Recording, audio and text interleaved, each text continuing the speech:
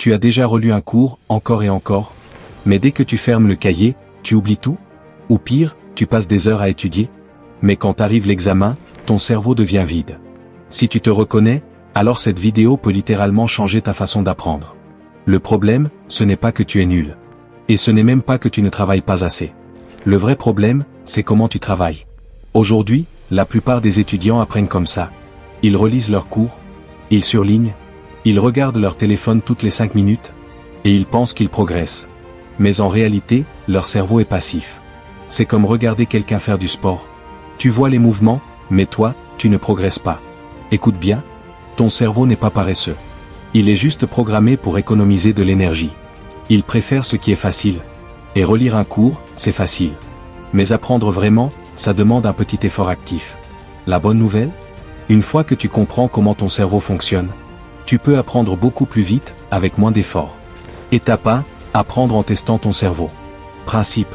Au lieu de relire, teste-toi. Exemple. Lis une page, ferme ton cahier, et essaie de te rappeler ce que tu viens de lire.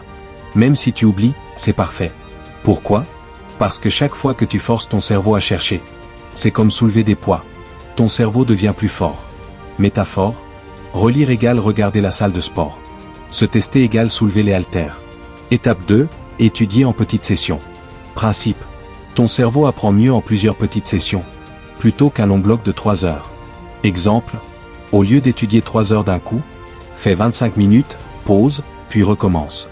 C'est ce qu'on appelle l'effet répétition espacée. Métaphore. C'est comme arroser une plante. Tu ne mets pas 10 litres d'eau une fois, tu arroses un peu chaque jour. Étape 3, expliquer comme si tu enseignais. Principe. Si tu peux expliquer quelque chose simplement, alors tu l'as vraiment compris. Exemple. Prends un sujet et explique-le à voix haute, comme si tu parlais à un enfant. Ou même à un mur. Si tu bloques, c'est là que tu dois revoir. Métaphore. Comprendre sans expliquer. C'est comme avoir une carte, mais ne pas savoir conduire. Étudie sans distraction. Téléphone en mode avion. Pas de réseaux sociaux. Pourquoi? Parce que chaque notification casse ton attention. Et ton cerveau met du temps à revenir. C'est comme courir et s'arrêter toutes les 10 secondes. Tu n'as pas besoin de tout changer aujourd'hui. Les gens qui réussissent ne font pas tout parfaitement. Ils commencent petit. Un chapitre, une session, un effort. Puis ils répètent. 7. Rappelle-toi, toi au lieu de relire.